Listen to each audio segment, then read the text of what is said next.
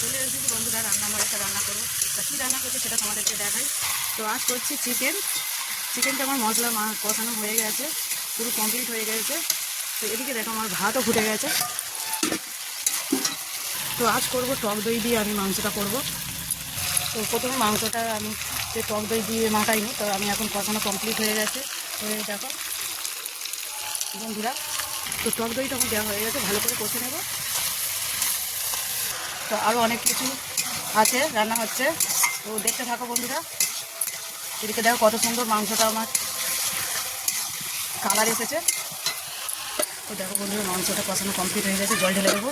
তো ওদিকে তরকারিটা হতে থাক, তা আমি ফুলকপিটা কেটে নেবো। তো বাগান থেকে কচি ফুলকপি একটা দিয়েছি, ফুলকপি তুলে নিয়ে এসেছি।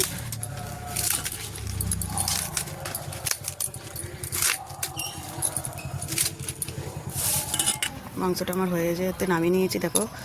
তো গরম গরম অবস্থায় গুঁড়ো গরম মশলাটা দিয়ে দেবো।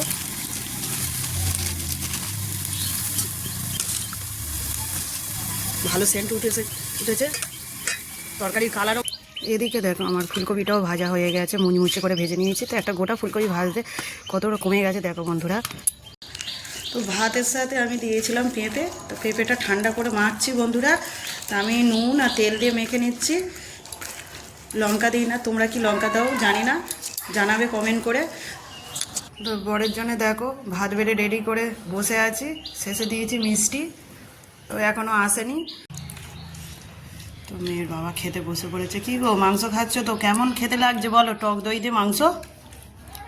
ভালো, দারুণ হয়েছে।